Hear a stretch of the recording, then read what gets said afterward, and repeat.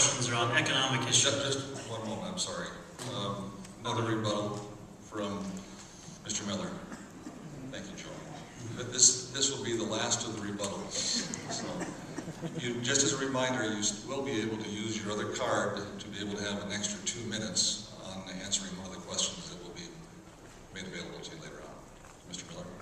Okay, I did want to use this because I need to clear some misinformation from my opponent up. This is not supposed intelligence. This is our military intelligence that tells us that there are very few Al-Qaeda in Afghanistan. Al-Qaeda is spread around the world. Now, to say this is not nation building is to either be in denial of reality or to have not looked at it. There is no referendum for us to be doing what we're doing over there.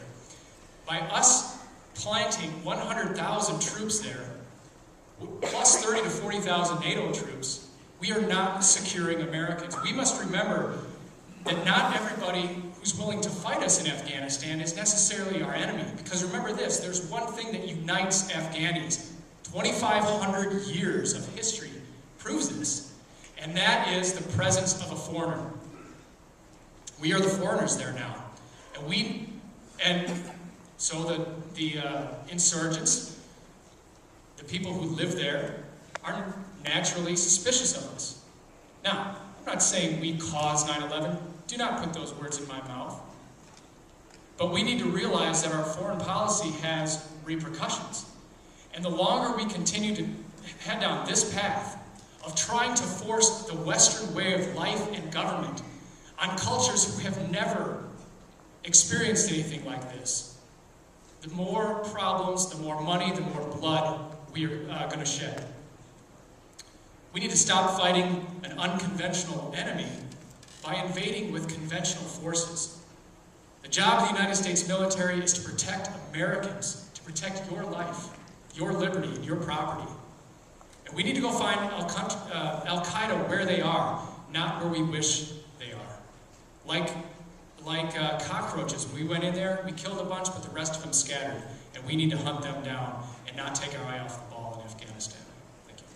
Candidates and panelists, our rule judge has just suggested that because you've been doing such a good job in keeping many of your questions short, we do have a little extra time. So we're going to continue allowing you the opportunity to have rebuttal because it provides for an excellent opportunity for a debate. So just want to let you know that we'll have at least one more opportunity for rebuttal here.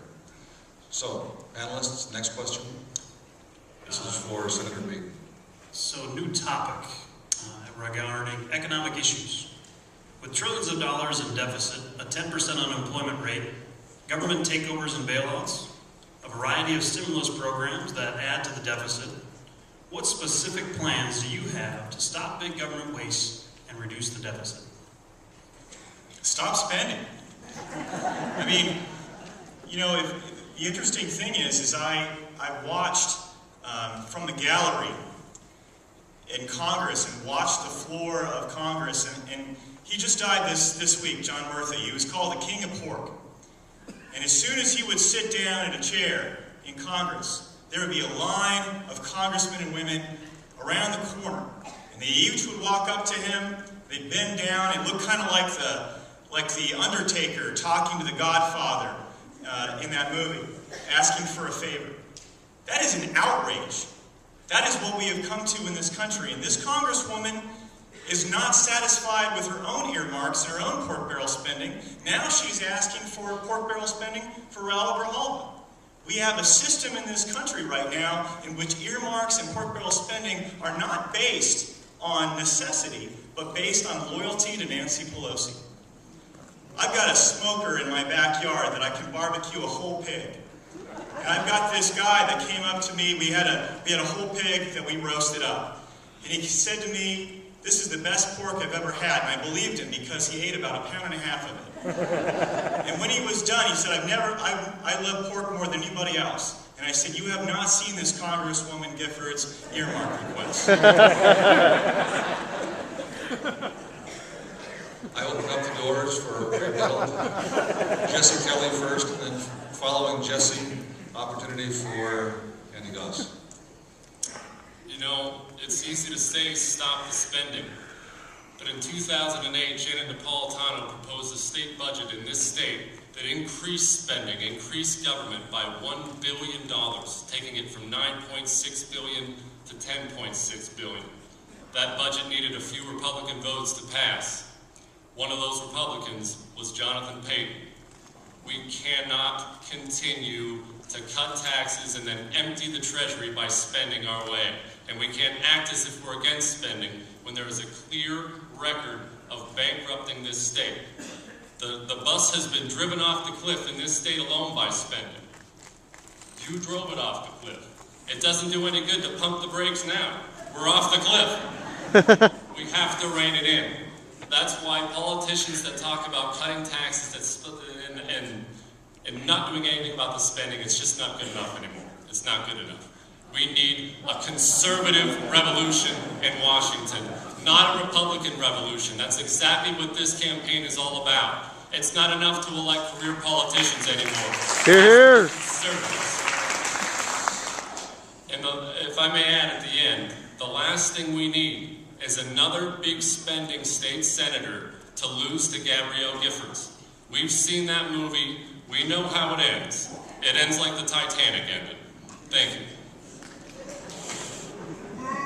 Andy Goss, because of the direct relationship in addressing Senator Paton, I'm going to ask for Senator Paton to have an opportunity to respond. Following you will be Andy Goss.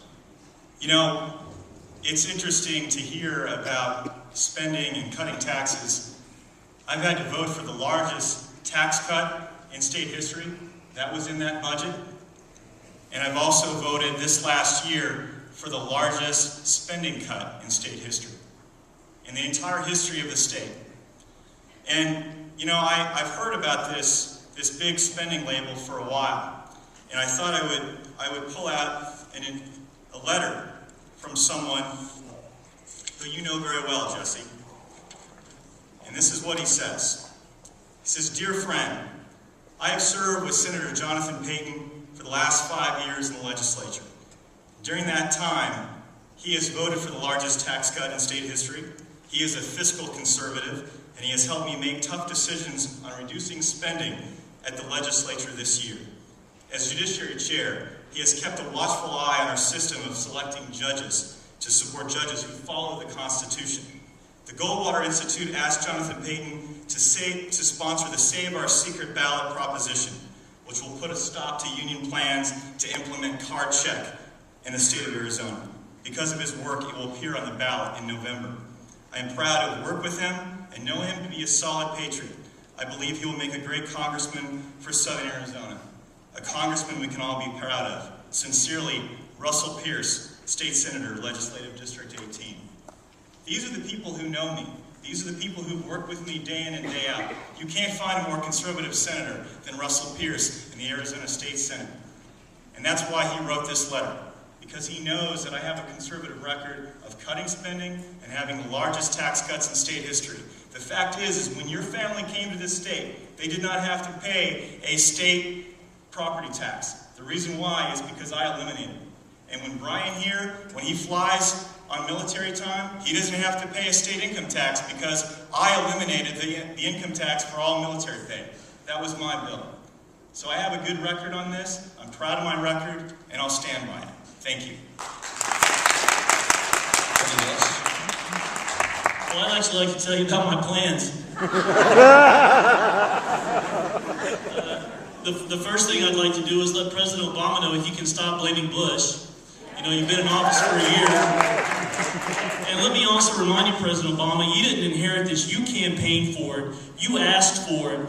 You wanted it. Well, now you got it. And now it's your problem. Now I'm going to bail him out. Pardon the pun.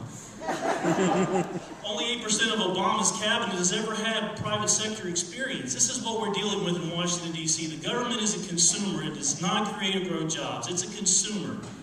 So, we have had company after company leave the United States because our corporate tax is 35%. It's the second highest in the industrialized world, in the world, period. You'd leave too. You'd go to Ireland where it's 12%, or you'd go to another country where the tax law benefits you rather than punishes your success. We have to give these companies an 18-month tax holiday. We have to bring them back to America, let them set up shop, and bring their jobs with them. After 18 months, we cut their corporate tax to 15%, and they're making money. Sit back and watch the market correct itself. Next, our tax code for our federal income is over 9 million words. It literally takes an act of Congress to understand it. I just did my taxes the other night, and I sat there and squirmed and did the pee-pee dance the whole time because I was nervous. Well, this is not fair. Americans spend far too much time and far too much money trying to figure out this ridiculous tax code. We need to scrap it, abolish it, and burn it, and we need to go to a 15% flat tax for everyone. It's worked in 23 countries, and it will work in the United States. These are a quick fix, and they don't cost 1 penny. These will work. Those are some of my plans. I'm sorry the light's about to come on. Right on. Next.